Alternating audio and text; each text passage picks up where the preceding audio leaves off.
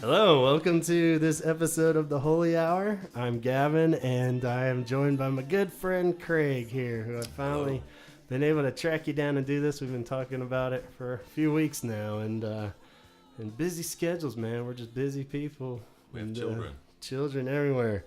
Yes, I guess this is a good time to throw in the disclaimer. If you hear Land Before Time or children screaming in the background, they're here. So it could get rowdy real quick. It's totally normal.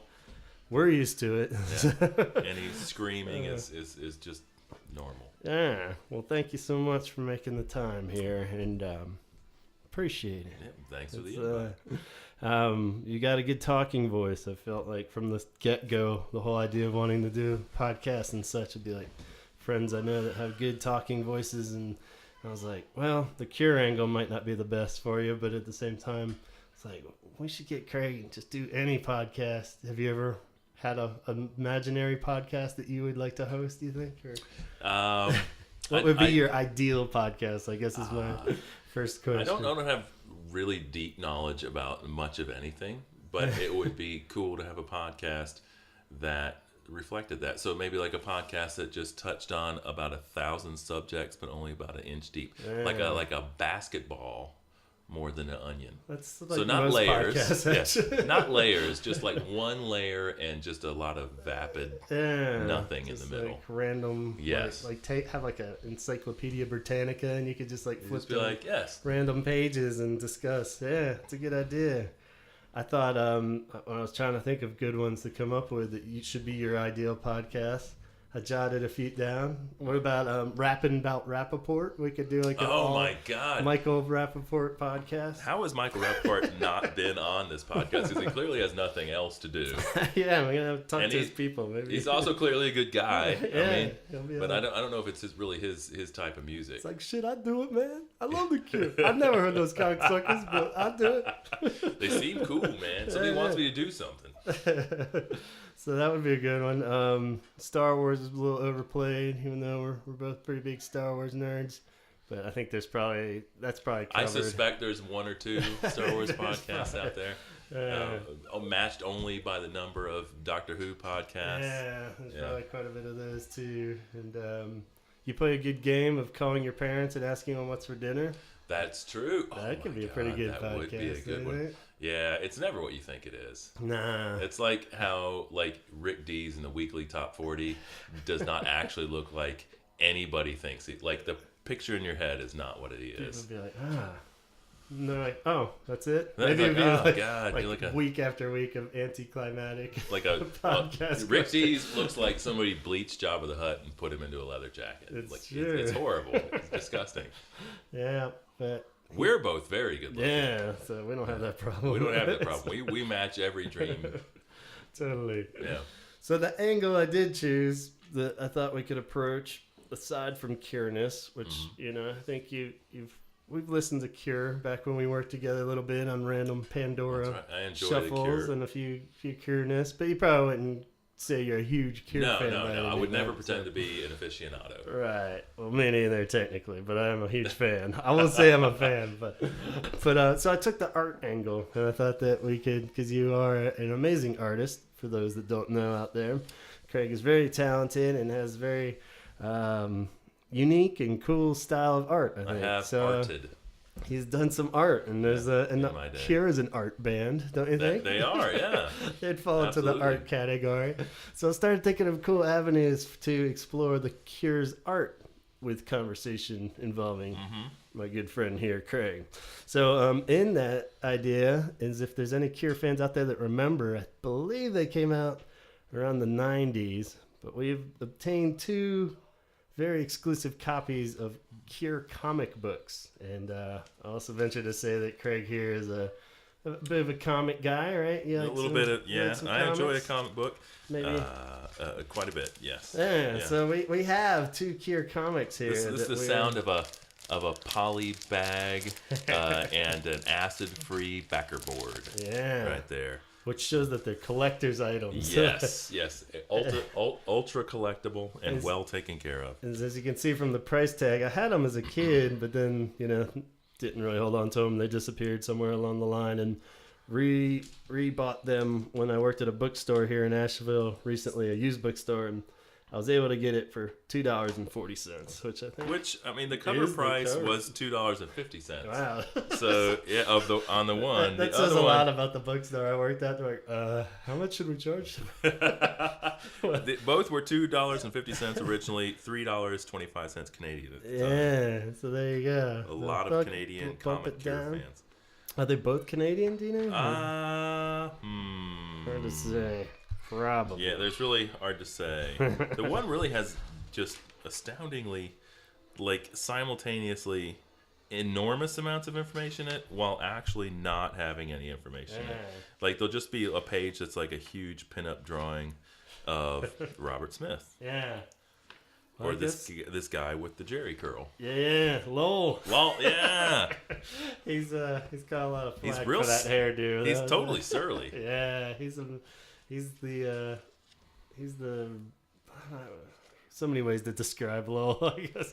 I guess if we want to dive right in, we'll start with that one maybe that you're looking at. This is called Music Comics number 4.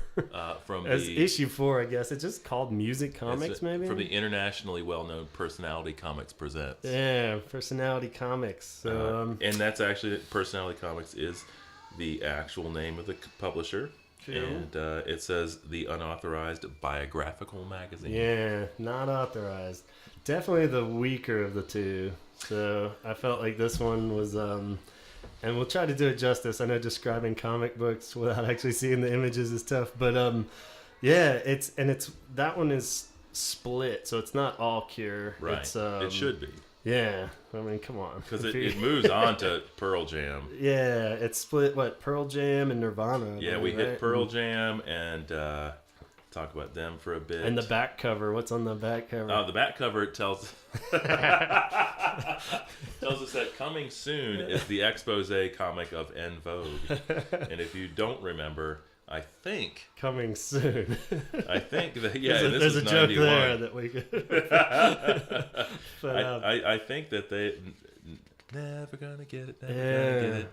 Blah, blah, blah, blah. Yeah, and that was pretty much it. Whoa, whoa, whoa, whoa. Yeah, they had some hits. They're all over MTV for a while. That is Nirvana. Man, artwork I feel like is particularly bad in this one. It's weirdly lumpy. What I wanted to get your opinion on, being our expert artist on the panel here.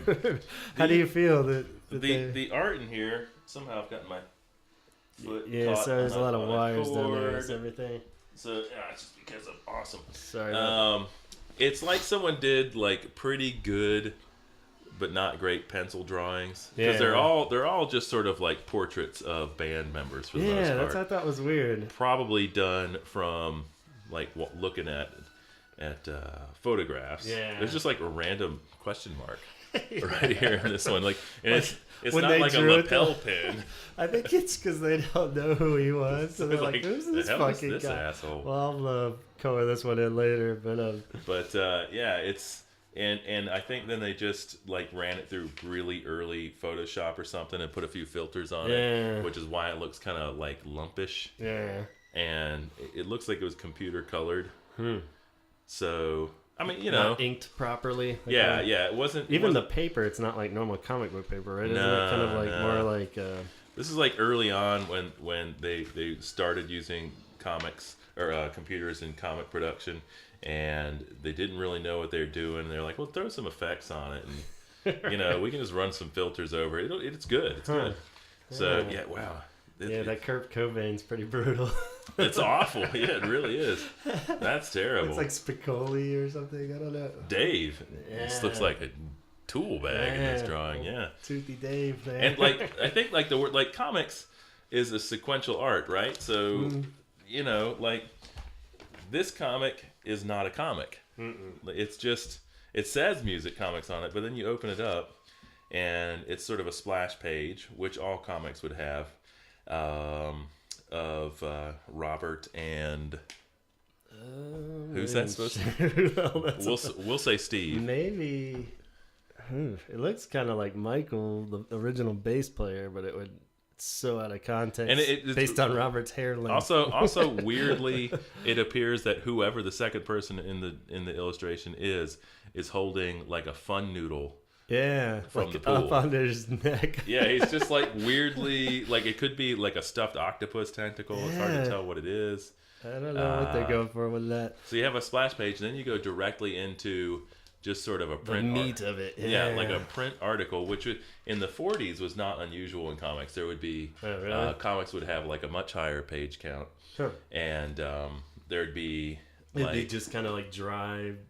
There would be like a story. Well, there would be like a sequential art story. So Captain America punches Hitler in the face, and then they'd have some pages to fill. So there'd be like a couple of pinup drawings of Captain America punching Hitler in the face again, and then there'd be like a text story, and it would be just, hey, can I have a beer?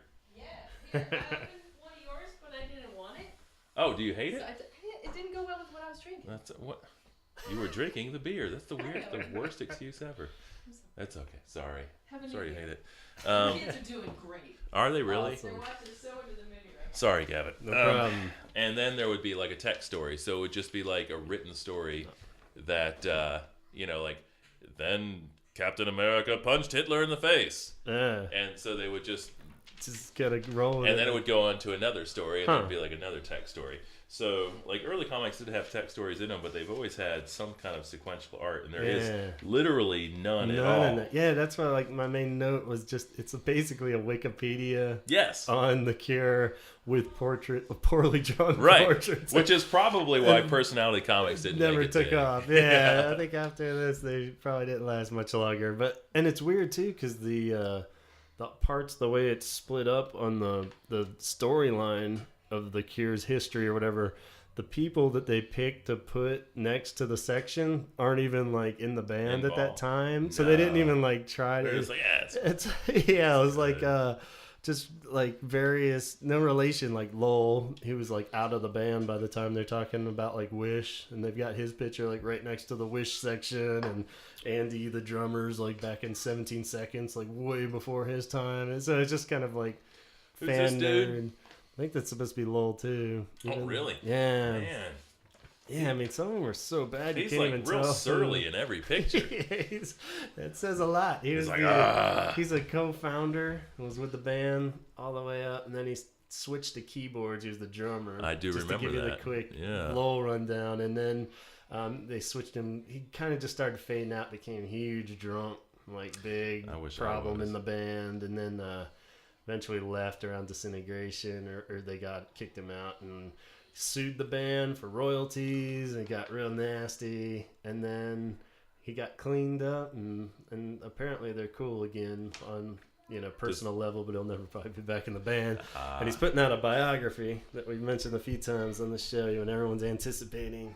So he's kind of the tragic figure of the Cure. Man. And he was kind of like the Ringo punching bag, too. Like clown. Yeah, so everyone's kind of picking on him. And his drumming was always kind of good, but simple, or everyone just kind of makes fun of his keyboard playing was a lot of like one finger action. He's definitely the tragic figure, I got a soft spot for him, but at the same time, and his hair never helped. It's tough to be in the Cure and not have like cool hair, so, but there's just a couple funny parts where it was just like, at one part you could tell like they're writing and they're talking about Disintegration, and they're like, a modest hit, like whoever wrote it was like their biggest selling album. It's like, did it suck? Yeah, it's just like they start to kind of just pick and choose their moments to expose that they don't really know what the fuck they're talking about when they wrote it. But so and then I thought the back slip of it was really funny, just the other comics you could order from. Just looking at that, Some good ones on there. There was a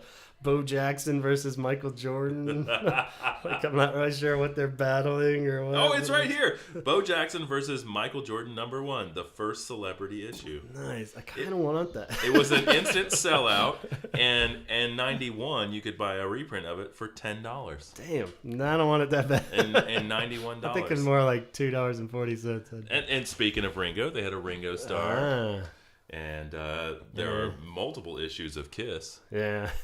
No shortage there. No.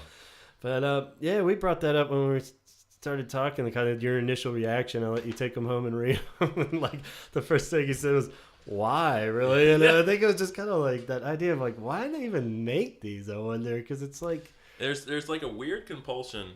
Also, this comic is not standard comic size, which bothers me. It's like a 1/4 inch shorter than a normal comic. I just noticed that. There's like a weird compulsion in comics to somehow display or feature music, and like it's not an audible thing. Like so, like, even talking about it right now, it's a little tough. Like it's hard to explain. Like, but it's a very it's hard. It's very difficult. Like, of course, it's a Wikipedia sort of rendition of, because there's no way. If you want to understand The Cure, you would just listen to The Cure. Right. And at whatever level you connected or didn't, that would be your understanding of The Cure, right? Like, you don't need crappy pictures of them. Yeah. And it seems kind of lose-lose, because, like, you're either going to be, like, already a huge Cure fan and buy that just because you're a Cure fan, and then be kind of disappointed because it doesn't really match up and it's just shit you already know. Or, like, nobody's gonna like buy that comic, read it, think like, that's awesome, I'm gonna check this band out. Like, I wonder if like the idea was that they thought people would like get into their music by reading a comic. Yeah, like was anybody ever at the comic book store and they're like, oh, Superman 205 and West Coast Avengers 12, Cure comic book. Totally. Like, that never happened. It's like, I've always wanted to check that band out, but instead I'll just read this comic about them. It's like, yeah, I don't know what the idea. It had to just been like, just kind of out of love, and like, let's just put them. It'd be fun to draw some pictures. I think like at its most stereotypical, it's that like you've got like guys who have never listened to The Cure or the rock and rolls or whatever the kids are into, trying to appeal to 12, 13, 15, 16, whatever year olds. And they're like, oh, you know what the kids like? This band, The Cure. Yeah. Let's do a Cure thing. Yeah. And like, or you know what they like? They like the rock and rolls. Right. Right. And I guess, as far as things that sell well comic wise, they're all like bands, big name bands, and even by the time the Cure ones came out, it was right when they're starting to break through to the mainstream and stuff. So I guess, on some level of the comic book idea of like, well, these will sell. Yeah. People are buying their albums, I guess, and maybe that is the point. I ended up buying it. I'm just like a fan, so I'd buy any piece of crap with The Cure on it, sure, so maybe they're smarter than we think. I don't know. But I don't know. Let's move on to the next one. Let's do Rock and Roll Comics. You got that one over there? I do. There? Rock and Roll Comics. I think this is a little more the real deal here. I think these guys probably last at least 2 to 3 more months than the other one before the industry crumbled. It is the Cure issue of Rock and Roll Comics, brought to you by Revolutionary Comics.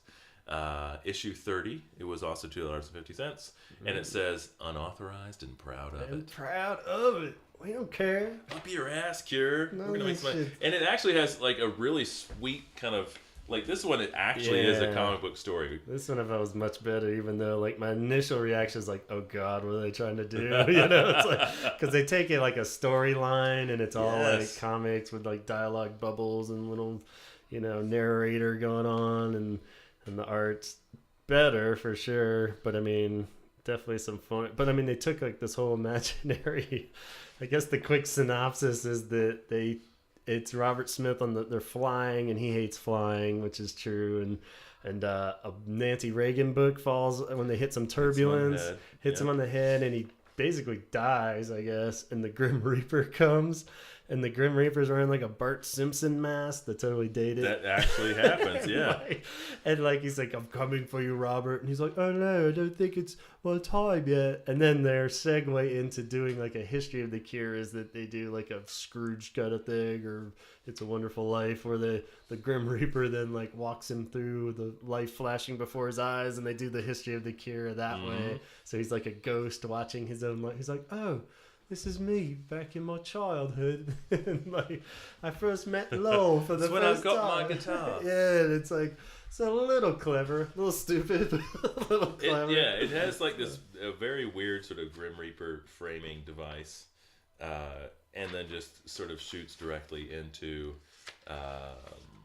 the autobiography, the unauthorized autobiography of the Cure. And even though they're proud to be unauthorized there, like actually fact-wise, they throw in a lot of little nuggets that are actually pretty accurate. It's really? like way better than the other one. Like even though some of it was even kind of stupid and sappy, and I was like, did that pop up somewhere else? And I kind of did a quick background check on some fact checking, and I was like, I guess so. But I think there's definitely some of the myths and stuff thrown in there. Like one of my personal favorites is they address the Billy Idol boot pissing incident. Yes, that they do. Apparently really happened, or in some level of Cure myth anyway. And for all of those that don't know, I believe it's Lowell is at the urinal backstage at some show and pisses on Billy Idol's boot, and there's a great shot of Billy Idol and like the lightning bolts behind him, and he says, Hey, watch that thing,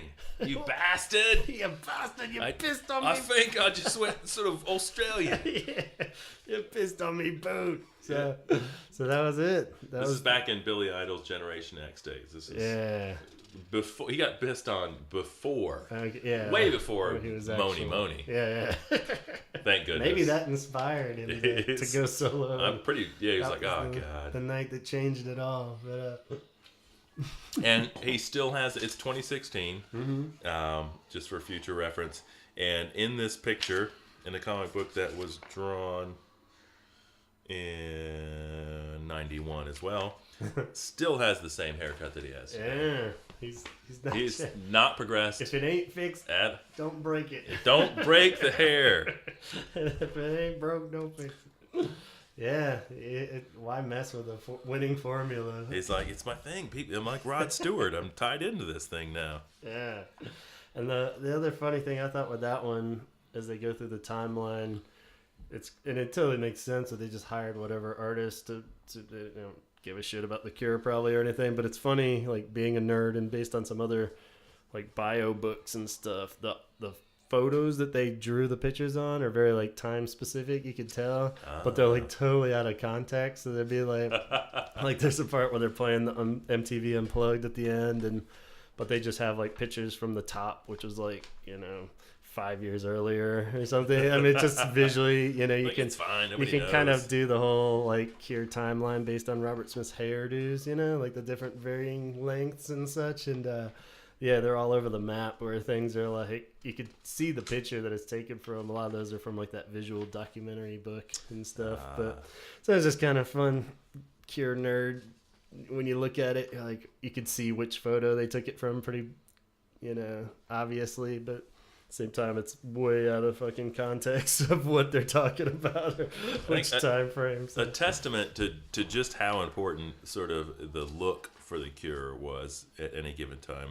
I think not once but twice in the 30 pages of this comic book, 32 pages, it features story-wise like him cutting his hair. Yeah. Like, it's very important that people know. Right, the hair's a big deal. I gotta cut my hair.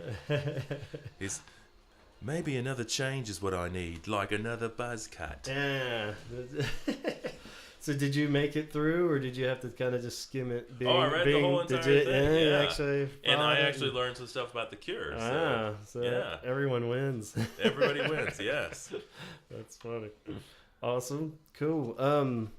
Yeah, I don't know if there's much more to say about these comics. I wonder how hard they are. I did look them up on like Amazon and stuff. I think you could get them for like $5 at the most or something. Not bad. It seemed about that's double the cover price. Yeah. So and that's probably with shipping or something. But So they're out there. If you're curious, we'll post some pictures of them. I think we probably won't get sued if I post a few of the pictures I would not on. think. Yeah, I think that Scott Jackson, who did the cover Yeah, we'll of give him Rock and Roll credit Comics, now. So. and oh wait, here it is. Keith Quinn and Garrett Berner, who illustrated music comics. I think that they could use the pub. That was probably more publicity than they've gotten in the Yes. last. Go out and buy Scott Jackson's comics and Hey, Keith Quinn and Garrett Berner. if I because had my they're research excellent. together, I'd look them up to see if maybe... I did look them up. Oh, did you? Did they? Never done nothing? anything else that I could find. Oh. But I mean, you know, they may not be an American comic, so it could just be that they did not, Yeah, you know, true. Maybe do any Justice here in the League States comics. they didn't. Yeah, they never did any Captain America. Yeah. The Crazy Canuck or whatever. Did we figure, was that Canadian, that one? Or Yes. is that, yeah. Yes, I believe so. Yeah, there's probably some Canadian Captain Canada. Canadian. Captain Canada. Hey, we're Canadians, guys. I wonder if there's like a foreign version of Captain America. Do they? In Marvel Comics there is. Yeah. He's called Guardian. Yeah. Ah, shit. He wears a suit with a maple leaf on it, Ah. and he can fly. But is he around. like just for everybody, or is it like something where it's regional, or like? Oh, he's for everybody. Okay. Yeah, he was in a comic called Alpha Flight. Okay. That came out in the mid '80s, maybe. Mid '80s, has been on and off again. Sort of tied to X-Men comics Cool. for a while there. Yeah. Alright. Nobody wants to know that. They do. But they do. it's true. He got blown up in his third issue or fourth issue. They killed him off. Yeah, but he came back. Everybody comes back. Yeah, It's that's fine. good. Well, as your level with the Cure, I am on comics. I don't really know anything other than the obvious, like Marvel ones. So, I don't know. When did you start getting into comics as a kid? Did you- I read some Iron Man comic books. Was he the gateway guy? Was he the Not first really, one? actually. Yeah. Like the first comics I actually remember reading were some Iron Man comics during the sort of the Tony Stark is an alcoholic phase. Oh. And for some reason, those are lodged in there. And I can remember reading a bunch of old war comics like Sergeant Rock and stuff that my dad and his brothers had that were in my grandma's house. And she did the stereotypical threw them all away. Ah. So they had a ton of old comics that just got trashed.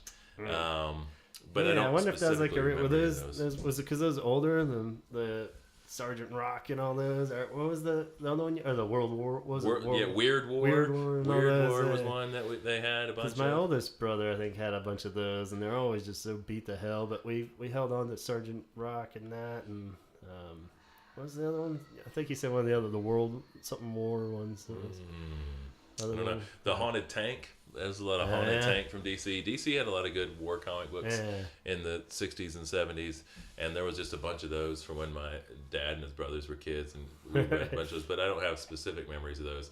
The first comics I specifically remember reading were some Iron Man comic books, but the comic book that got me into comic books was West Coast Avengers number 13. Wow, specific. I can specifically remember like looking at the cover of the issue and just thinking, this is the coolest thing ever. And it's, you look at it now, it's ridiculous. It's got this character called Wonder Man, like for sort of front and center. He's being like crushed to the ground by the bad guy, and he just looks like he's trying to pass a grapefruit. I mean, he's like,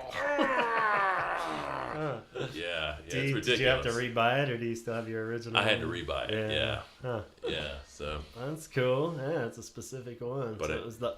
Yeah, I always wondered too. I was always big on like the pictures and stuff, probably just because I was kind of a dumb kid. I was like a dumb adult. But yeah, I always just loved the art, but didn't really care to I'd start reading the stories and just get kind of bored halfway through it and be like, yeah. But even the Fantastic Four ones, and that was probably the one I got into initially, was Fantastic Four. yeah. Just because my brother kind of claimed X-Men, and our other friend Jeff Butler. Good old Jeff. Good old Jeff.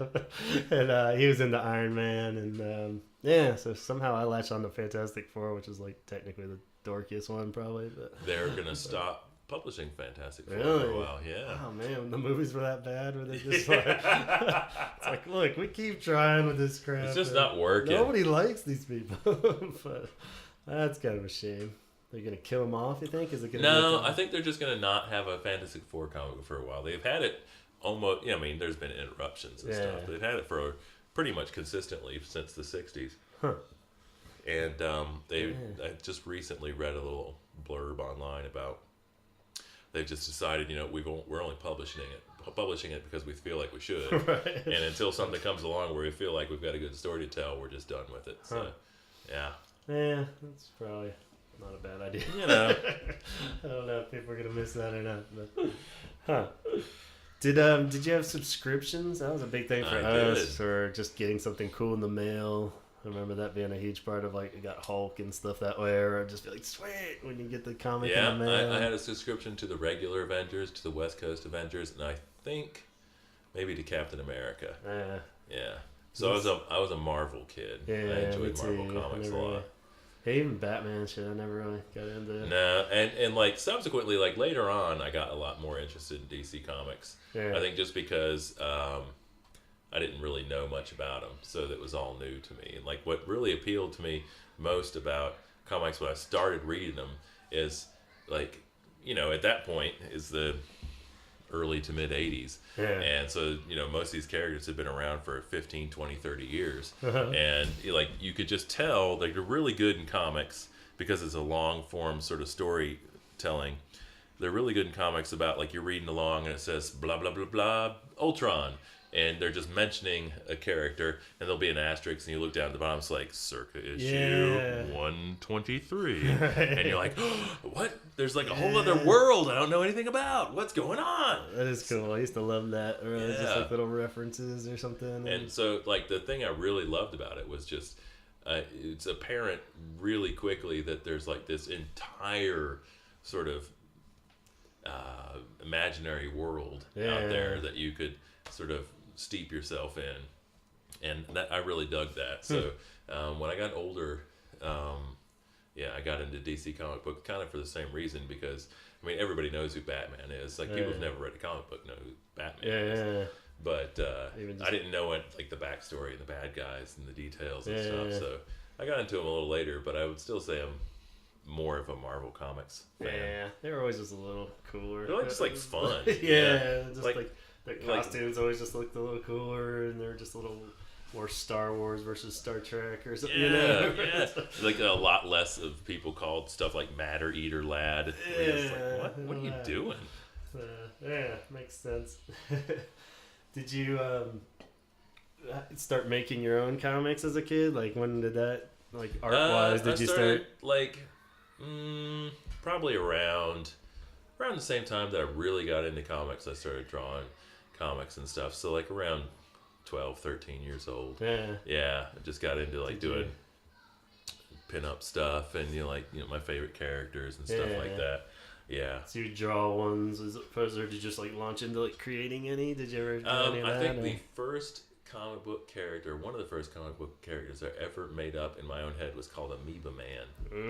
Nice. And he can, like, stretch, and he's like gloopy and sloppy and weird stuff. That was one of the first characters I ever made up. And then just like weird stuff where Did they stay strictly just the pictures, or did you actually try to put them into, like, mostly just pictures, Like I've never really been focused enough to write really storylines and shit. Like create whole things. So it's always just kind of been a hobby, but I still do it. I'm almost 42. So. That's cool. I had a very short-lived where I tried to create my own. I had some funny ones. I remember where I created Ajax, and it was just like in the movies when you look around for a name, you need a name. And I guess there was some Ajax out on the counter or something. But I had this total Indiana Jones ripoff I made. He was just like a dude that like wore like a derby or something, like everything was just slightly tweaked, and his name was Ajax, and he ended up in some like temple where he had to eat snakes and snot instead of eyeballs. It was snot, just like he was Ajax, and his arms were a little too short. It was basically Indiana Jones with a worse hat and short arms. So my brothers basically saw that and made fun of me really bad, and I don't think issue 2 ever came out. It was just, I made Musey was another one. He was like a monkey man dude. And he was kind of stemmed from vocabulary quiz and museum. The word was on there, and I couldn't remember how to spell museum, so I created this character just to like get the first part of his name down. And it was Musey the Monkey Man. He was just like a Bill Murray monkey almost or something. And his big joke that I kept trying to overuse was like, Snickers, why they always say they satisfy me? I always want more. I like reused that joke like 20 times in like 1-2-page comic or something. It's like, Snickers, they never satisfy me because I always want more. So I like that there was like, yeah, they had hooks, man. Yeah, I tried. You know? I mean, that's good. I never got that far. That was the problem, though. I was trying to come up with a catchphrase before the actual character or storyline, you know. It's like, but yeah, and then aside from that, I did like drawings. Even when I think it was the year I met Donald in 6th grade, I had like a notebook full of it got more about like album cover art and like making. So I created this band, and they're called the Disorted Bunnies. Like, I think it was supposed to be Distorted Bunnies, and I just fucked the word up. And then, like, Owen, like, you know, my brother, some people like, fucking idiot, you misspelled distorted. I'm like, no, it's disordered. They're all not sorted. They're a bunch of That's bunnies what they're called. they're just like a combo of like the Misfits and like John Bender from the Breakfast Club with like swooping hair and I'd come up with like dumbass album titles and just write like songs out and make it like kind of a comic. It was like a rock and roll comic, actually. So, it was like maybe, music comics. Yeah, maybe I should have pitched the idea to them. They would have. So yeah, that was my short-lived, but yeah. So you've done some cool, like your gross comic. I did. Yeah. Tell the listeners about that real quick. I did a sort of a coloring book, I guess you might say, of illustrations of just sort of A through Z gross pictures. Like so, A is for anal probe, and B is for buxom butcher, and you can color in each picture and then cut it. You cut it, there's just like a little cut along the dotted line in 2 spots. And then you can sort of mix and match things. Like bodies and legs and heads. So you end up with like an alien anal probe head with like a queefing queen in the middle. And like a big cat turd at the bottom. So awesome. I mean, needless to say, it's all classy. Yeah, but it's amazing, and the artwork's great. It reminded me. Was it based on? I had a book as a kid. Was that popular? Oh yeah, when I was a kid, I had a book like Aliens. It was like a we had we had one that was like monsters, and it was like a landscape, right? So it was sort of longer than it was tall, and you flip it open, up.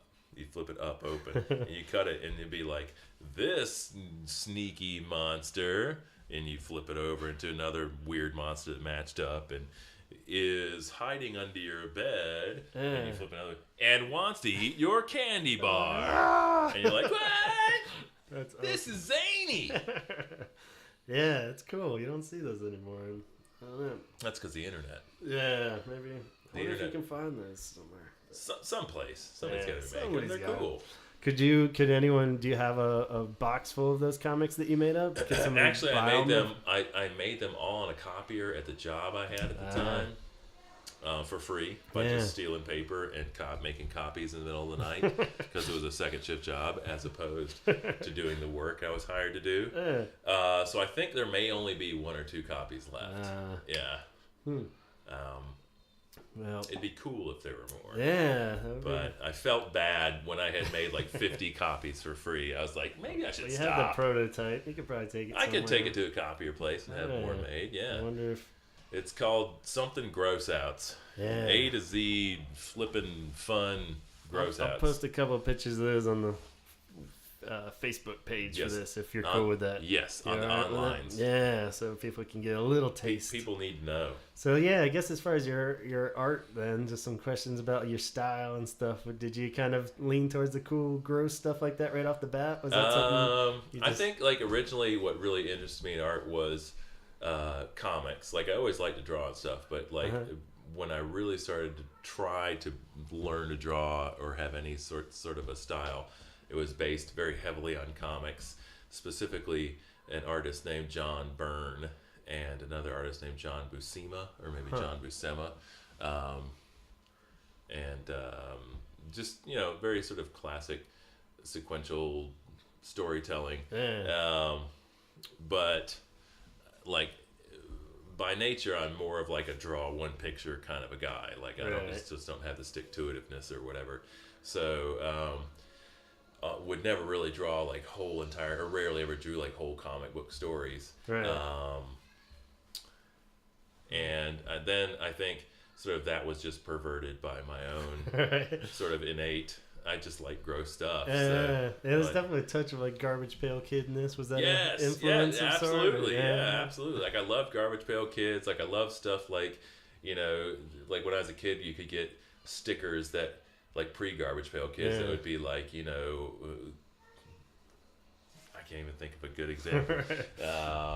Head and Boulders shampoo, and there's like a picture of shampoo with like rocks. I guess it's kind of like Mad Magazine and stuff like that too. Yeah, like that sort of like puns and kind of inappropriate, kind of gross, but not like outrageous necessarily. I like to push it a little further, but it's you nail it. It's pretty perfect. I like gross stuff.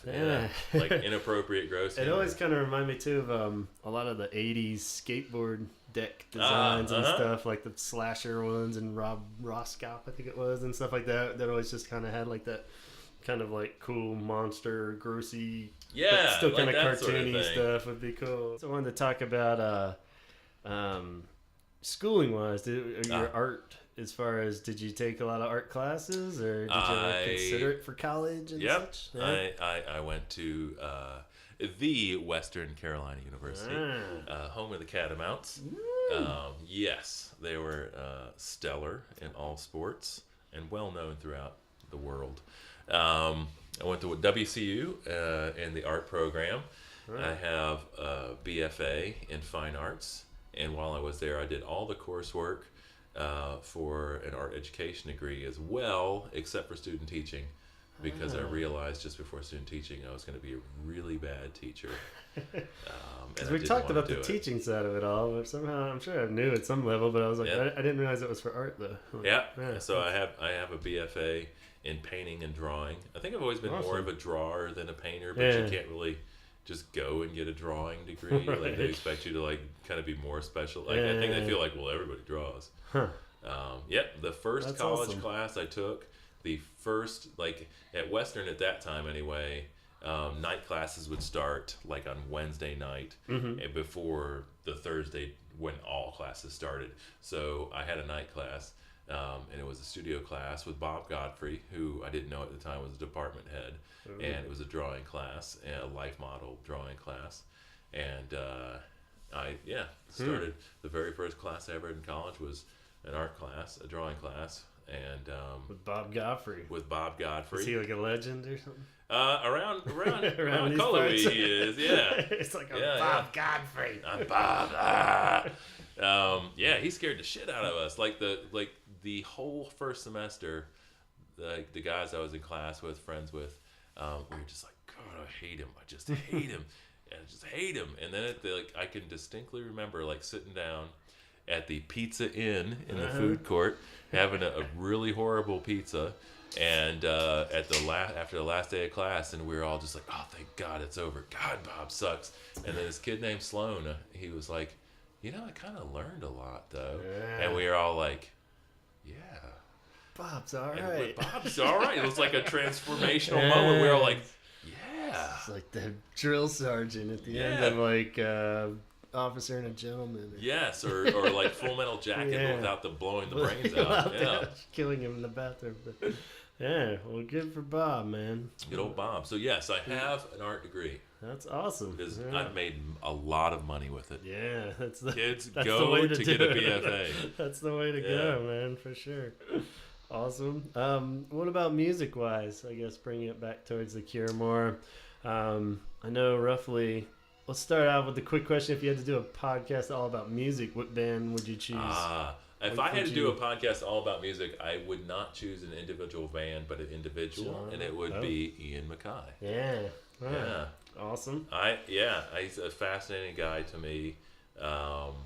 for those who don't know, Ian MacKay started out as a very young teenager in the sort of DC punk scene called the Teen Idols, and then moved on to a band called Minor Threat, which I highly recommend. Not to be confused with Minor Treat. Yes, you don't want Minor Treat. That's it. Is that actually a band? No, sorry. Okay. It is, however, a porn movie. Yeah. And then later on, he did a few side things. He was in a little side project, maybe called Buckethead or something like that, in one called Egg Hunt. Egg Hunt is good. And then Fugazi, and has recently put out a few albums with his... Has he ever done full on solo thing? Or? He's never done like a solo album. Yeah. He and I think that she is his wife. Anyway, they have a kid together. Right. Are in a band called the Evens. Oh, yeah, heard of them. He plays like a big baritone guitar, which I didn't know was a thing until the Evens started playing music. And she plays the drums. When did you get into them? Like what age? I did not grow up listening to a whole lot of music, so like probably as crazy as I got growing up would be like, you know, my aunts, my mom's younger sisters, like disco albums, because they gave us all their old 45s, and maybe Prince. Like I like Prince a lot, but I did not really start listening to music until I went to college, and so probably around like age 17, 18, I started listening to Minor Threat and then Fugazi, and going to see shows. Stuff that you got into so I mean it's sort of like going to church, right? Like you're Lutheran because your parents are Lutheran, right, or whatever. So you know, I started listening to Minor Threat and Fugazi because that's what the people I happen to be friends with were listening to. I didn't grow up listening to a lot of music. I'm not musically inclined. I can't play anything, so it wasn't like I was into it because I was doing it. Right. A lot of Herb Alpert and the Tijuana Brass albums at home. Hit the right note. Yeah, I like those. I still like listening to those. Nice, relaxing. But yeah, if I was going to do a music podcast, it'd be like all sort of Ian MacKay related. And if I was really lucky, he would talk to me. Yeah. But probably be surly about it. He'd be like pissed. Does he have a rep for being he's a little cantankerous. Well, like he's like the guy who's like, you don't need to mosh at this show. What the hell's wrong with you? Yeah. Huh. Even in his older age, he hasn't chilled out more, you think? I think he's a little more chilled out. He's got a kid. So, yeah. I watched on, maybe on the YouTubes, to speak of the interwebs, the modern kid stuff. He's doing, like, the Evens, just do, like, shows, like, little shows, wherever, music store and stuff. And they're doing, like, a show at a bookstore. And, you know, it's just a duo. They play their song. And their son is right in the front there, whose name is Carmine. There'll be a lot of kids named Carmine. Yeah. And like it got real quiet after everybody clapped, and you just hear little kid Carmine go, "Dad, that wasn't your best." And he just says, "Yeah, I know, son." You don't have to say that after everyone that isn't the best. That's awesome. So that's probably humbling. That's pretty cool. That's good. Still punk rock. His kid's probably more punk rock at this point. Yeah. It's good, you know. Like he's still like very sort of like socially aware. Like you know, he's always pretty political. He's always got he's always got like kind of like a thought about how things ought to be, and it's usually like, you know, just get your shit together and figure it out, you know, as opposed to, you know, just the government to the lowest common denominator because you can't get along. You know, I think as he's gotten older, it's become more that. I mean, he's not a Minor Threat anymore. He's 50. So. Still kicking it though. That's good. That's cool. When was the last time you saw him? Was it Fugazi or? I saw the Evens, maybe in Greensboro, but it's been 5 or 6 years at least. Yeah, it's not too bad. Yeah, that's cool. What as far as the Cure? What do you have any earliest memories of even first song? To be totally honest, I think like through high school at least, I was just like, what is with these dinguses? Yeah, I was With, gonna like, ask you, the were big, they the tall people you hair beat and up the- in like high school? Yeah, I mean, well, I was not cool enough to be beating anybody up, but I can just remember thinking, man, these guys are just wackadoo. What is going on with So these they did dudes? pop up on the radar at least as like the But- drama kids, or Yeah, it's like, of course, you know, you get a little older and you really start looking back at stuff and you Yeah. realize, like, man, this is what I should have been listening to at the time. Yeah, yeah, definitely have come to appreciate them much more, but it's not like I'm a deep cuts guy. Yeah, like, you know, no, I can't. I think I would probably appreciate that if I listened to it now, but like nowadays I listen to a lot of Sesame Street music. Yeah. So, you know, I mean, totally. there's not a whole lot of room for it. And when I do have time to just listen to music, it's like classical music for relaxation. Yeah, it's like I just don't want it to be annoyed. It's funny how much that becomes a genre. I just want it to be quiet in here. Yeah, totally. So it's like, just don't bother me with it. Yeah. But yeah. So hey there, you guys good? Cool. Hey, sweetie. Well, we're about to wrap up, but we do have one game that Oh, we'd like to play real quick. Okay. So I won't keep you too long. I know we're on time crunch here, but I'm going to pause for the listener so you don't have to hear us go through the process so much. But what we're going to do is, since Craig knows the hits and such, but this is art topic more. So what I've done is I pulled all the CD covers out, and we have, technically they have 13 albums. What I've done though, there are 15 here. I've included one that's like a long EP, Japanese Whispers, that I feel like should be included. And then the first album was released different between the US and UK, so both of them had different covers. So there's 2 debut albums in here. It's a total of 15. Not everybody gets 2 debut albums. No, you can tell it's a special band there. So, but I thought it would be cool because you don't have the connection so much other than like self-titled ones or something, you know. Like I feel like a lot of times as far as album art, you know, a lot of times even if somebody said, well, what is your favorite, do you have a favorite album cover art of any band, like just as far as album cover? Like, well, I mean, yeah, I do have a Minor Threat band cover tattooed on my forearm of a kicking sheep. So that spoke to me at some point in time. Right on. Yeah. So yeah, it's real but a lot of it's probably associated with the music, right? Yes, so, exactly. Yeah.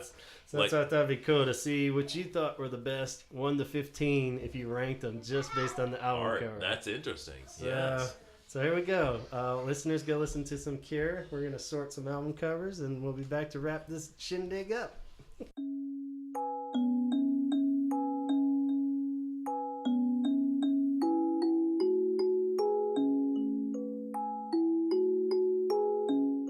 All right, you think you got a stack to finish? I have my stack. All right, we're back. We are. I hope you enjoyed your break, listeners. And Craig has sorted them from 1 to 15, best to this worst. is the sound of sorted. Yes. Yes. A lot of time and energy went into this. Yes, We've been here for 6 days. A lot of deliberation. I need to shave. This is about as long as and most some clean underwear. murder trials go. The Cure. Is this your number 1 This or your is number 15? number 1. Okay. Wow. 413 Dream. Wow, the most recent album. Oh, is it really? Yeah. It's this. Maybe because it's the most modern. Maybe so. Yeah. It reminds me of an artist named Basquiat. Yeah. Just a little bit. Yeah. Cool. Is this really the most? Yeah, recent? I love that one too. And it's cool because it's the first. There's a member of the Cure, the guitarist, who does a lot of the artwork. He's got an art company called Parched Art, and when he's in the band, basically he does the album cover arts, but then he leaves for a few years and comes back. And this was the first one where he came back, and it was like, sweet, he's back. The album's gonna be really cool looking. So yeah. Yeah, awesome. and you know, you open it up, and it sort of follows. You know, it flows. It works. All the singles are really cool for that one too. They're kind of the same vein, but yeah, cool. So that's there you go. And then The Cure.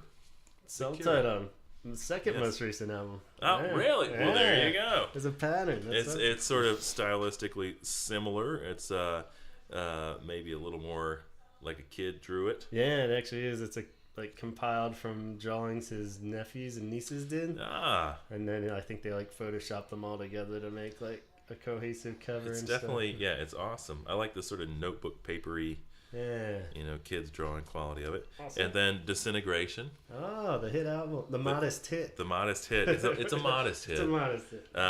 Yeah, I just think it's a very cool sort of layered image. And I was just saying during the break that I have a particular fondness in my heart for Disintegration, thanks to the shout out it received in the movie Ant-Man, starring Paul Rudd. So yeah, your favorite comic, right? Is it my favorite comic book? Yeah. Actually, official. My official number one favorite. So coming in our 4. Yes, that was just next. I guess don't remember. Yes, coming at 4. The head on the door. Yeah. Yes, that's also it is cool in a similar way to Disintegration. I have always until I've not really given a lot of conscious thought. I think I've always felt like this is a picture of a bird in hands.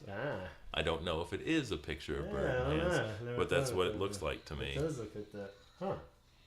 Huh. Then I have Pornography. Yeah.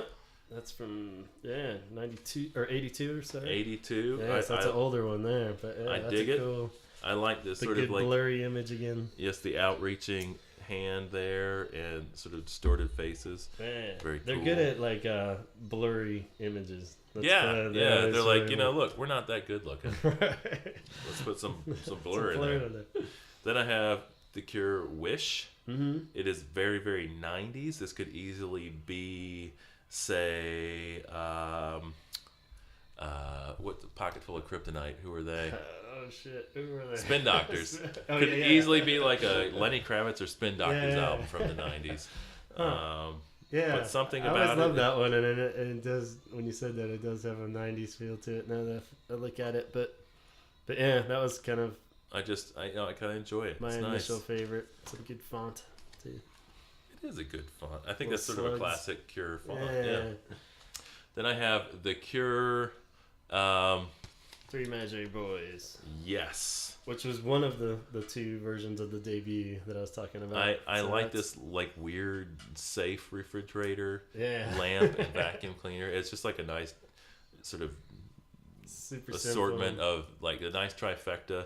And I like the pink color, like the pink background is good. I feel like it's like somehow like a commentary on sort of middle class life, and I feel like I'm not smart enough to get it, right? But I feel like it's there. And I feel like he hated the cover. He wasn't big on it. Really? But I think it sums up the band was a 3-piece at the time. There was like one tall dude. Oh well, there you so go. it really does kind of capture the whole sound. Was like super simple in the first album and stuff. Like not as layered as they became and stuff, but more post-punky and stuff. I feel like it works. It's weird. It's weird. I would not like that. Yeah. Wild Mood Swings is next. Going in next. I like this weird sort of kind of broken toys. I think was the theme more. The cover doesn't really convey it. Toy Man. He's got like sort of printed dots on his face, so it sort of looks like a Band-Aid. If you open up, that's the sound of paper opening up. You have maybe a negative version of the same toy. Mm-hmm. In the negative version, he kind of looks like a pharaoh. The broken toy pharaoh. Wearing the double crown of Upper and Lower Egypt. So that's probably not a lot of statements. It's probably not by mistake. I'm pretty sure I'm not going to fold it back together correctly. It's maybe fucked it up. Oh well. Sorry about saying the word fuck. It's alright. Then Blood Flowers. Mm-hmm.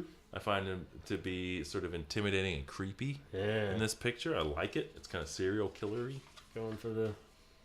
So, are you positive on all these so far, or do you think any of these are just downright I have horrible? not seen one where I was just like, "Oh, this just sucks. This is horrible crap." That's good. No, none of that. No.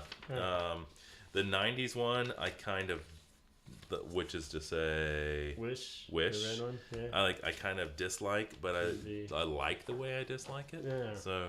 Whatever that means. Barely hanging in there, but still. I'm like, you know what? I find that to be dated in '90s, yet somehow I like it.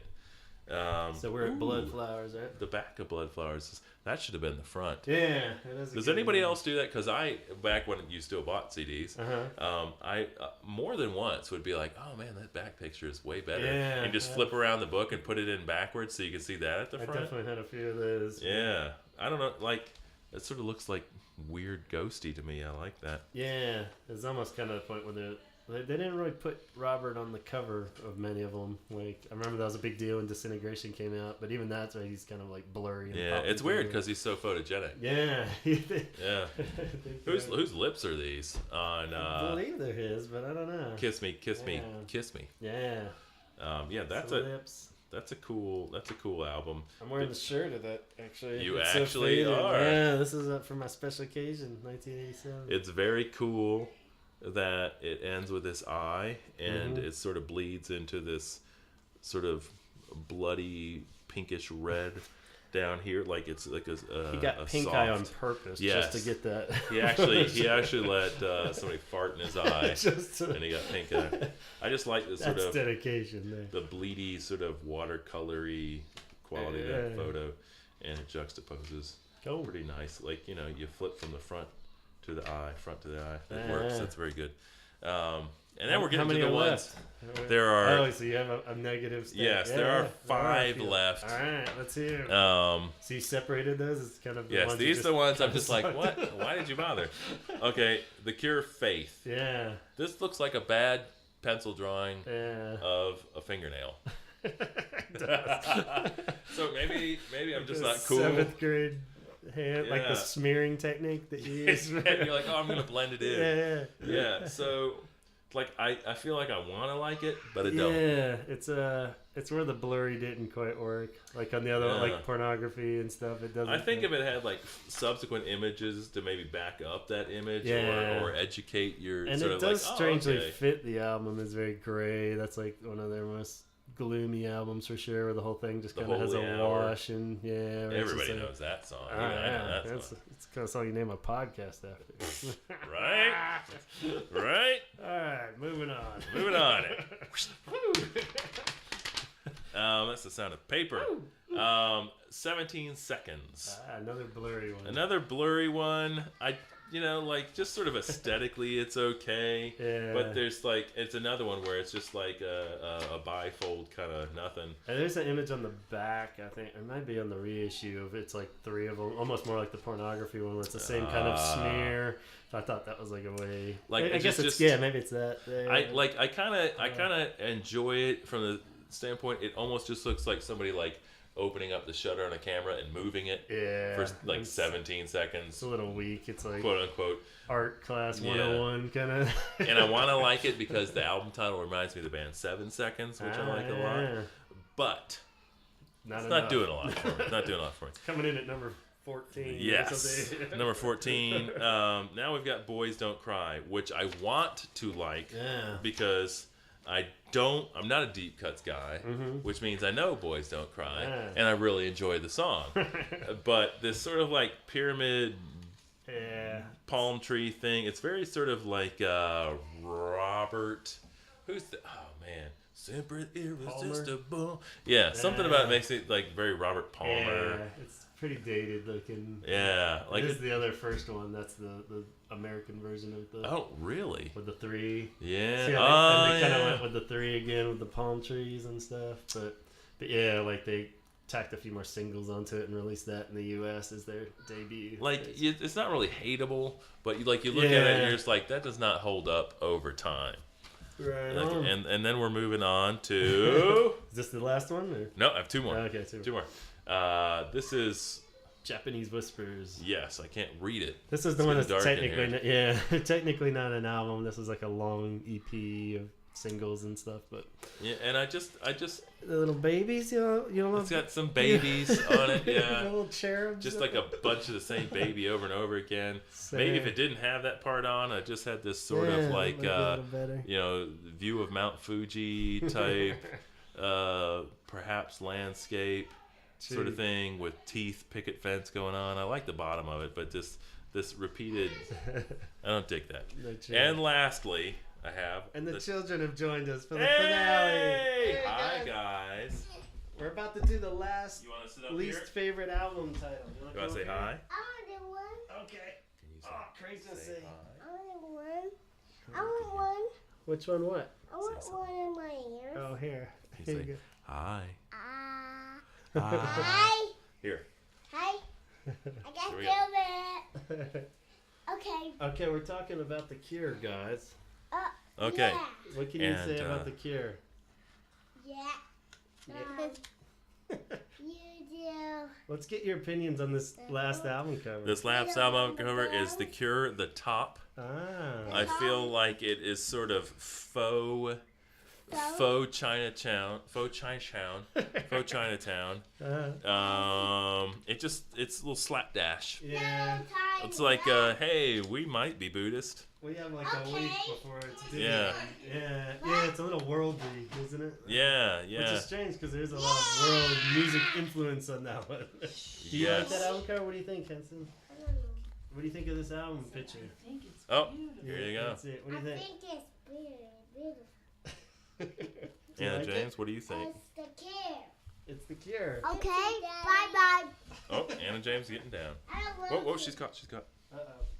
All right, well, I guess we'll wrap up with that. And that is that. The verdict is in. The top, the least favorite album cover by our Can you sing a Cure certified artist, I'm going to say it's chintzy. It's chintzy. Chintzy. Right on. Okay. Hi, Chelsea. Okay. Awesome. Well, It's gotten out of hand. It's got out of hand. It gets crazy. But yeah. Well, thanks so much, man. Thank you for Appreciate having it. And I'm sorry if I didn't have anything interesting to say. you nailed it. That was relevant great, Cure man. Thank you opinions. so much. And I like the album cover game. That was definitely, I couldn't have predicted that. That was Oh, really? some good stuff in Well, there. well, good. But, yeah. Well, thanks, man. And I'll let you get going since we're short on time. But hopefully we can do another one sometime. Yes. You be up for it? I would. All right. And I will. The interior light of my car is on. Uh-oh. I can see it through the window. So I've got to go. Beer for the road. Let's just wrap this up. Yes. And goodbye. All right. Talk hard.